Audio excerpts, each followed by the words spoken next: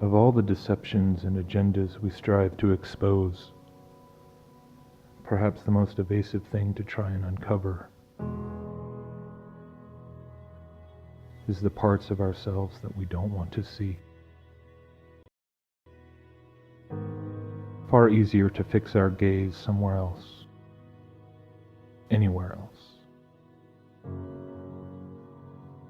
We long to see change in the world, change in the people around us,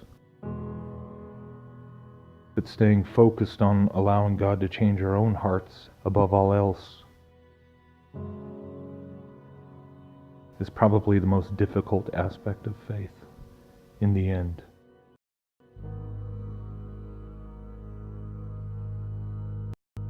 At least that has proven true in my own life. It's easy to preach about forgiveness, but it's so much harder to live it out. To let go of all the ways that you've been wounded by others. To have joy in the fact that your sin was paid for at the cross, even while many of the earthly consequences of that sin might still remain.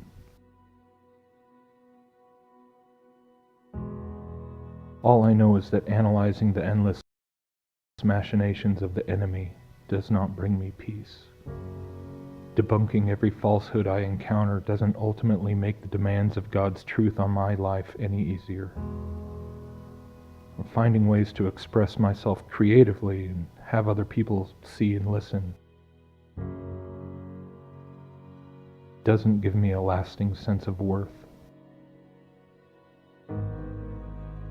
It's easy to convince ourselves that exposing massive deceptions, such as the lie of evolution, is the key to freeing people to see what their true value is.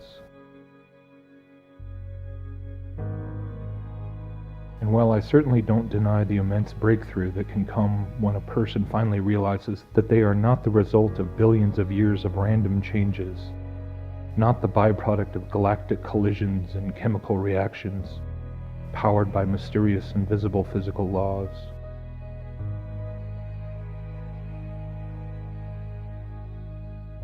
but even after you step into the arena of confessing that there has to be some kind of God, some kind of creator, the questions of meaning and worth and purpose become almost more difficult than when you believe there was nothing but a cold, impersonal universe staring back at you.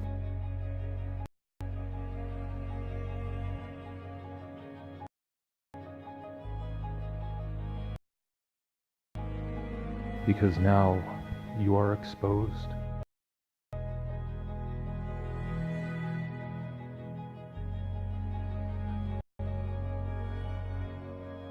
Regardless of what the true realities about the cosmos and creation may be, regardless of all the questions about the shape of the earth or the mechanics of the heavens or what the building blocks of reality might be,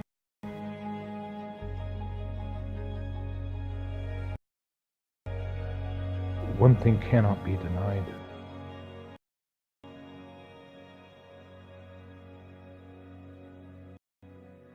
We all live in a realm where the deepest corners of our hearts and every thought and action we've made in our entire lives is naked before God. It is such a simple truth, but perhaps one of the most difficult to live in on a consistent basis. Because it's either gloriously beautiful or horrifically terrifying, depending on where your heart is in that particular moment. And so while we may take great comfort or even pride in knowing that we are not just an insignificant speck suspended in a sunbeam, as Carl Sagan put it, that we aren't just hairless apes hitchhiking on a rock as it hurtles through a vast expanse of paradoxically controlled chaos.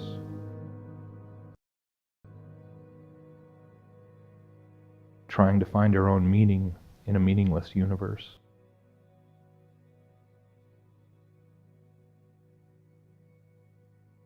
But I've been brought to the painful and ironic conclusion that I am still capable of embracing the same empty void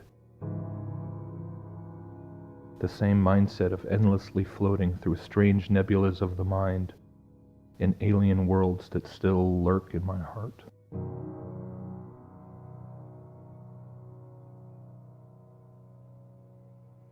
This fallen world and all the lies it contains is itself an unfathomably vast universe of media to filter, evidence to weigh, narratives to unravel.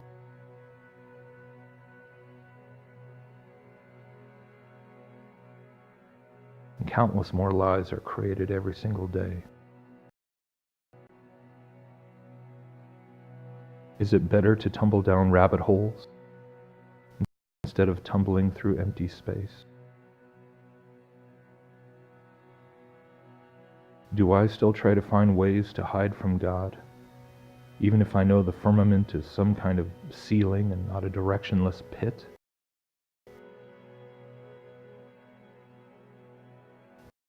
Do I really find my worth in Him and Him alone, in the face of all my circumstances, in the sting of all my failures?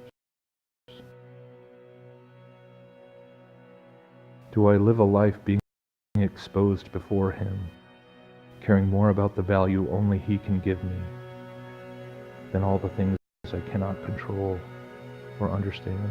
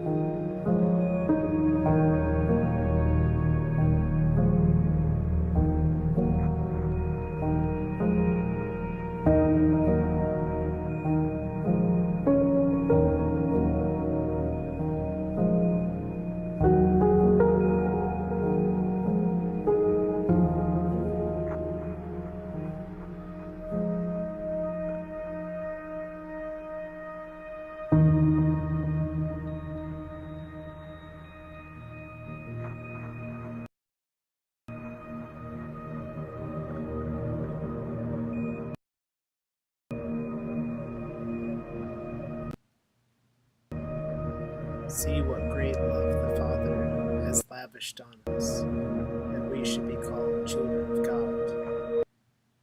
And that is what we are. The reason the world does not know us is that it did not know Him. Dear friends, now we are children of God. And what we will be has not yet been made known. Christ appears, we shall be like Him, for we shall see Him as He is. 1 John 3:2.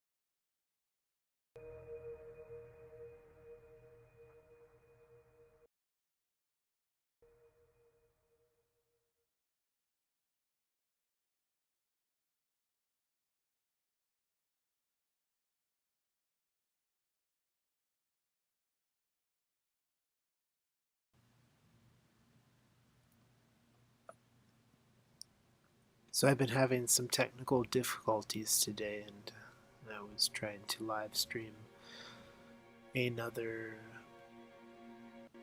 podcast episode, but it was not working out so well playing another video from YouTube.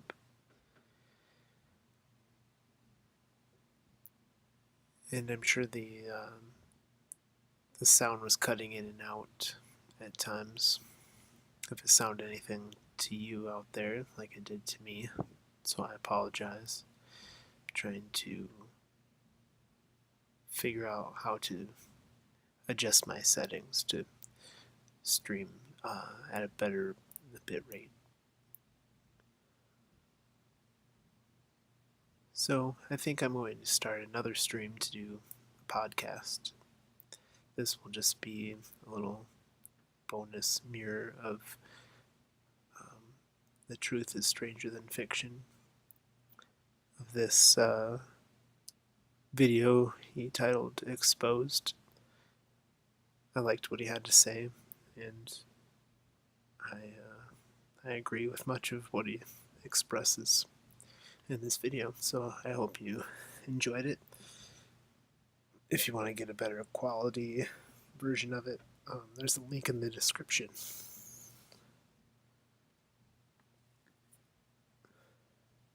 Thank you for listening.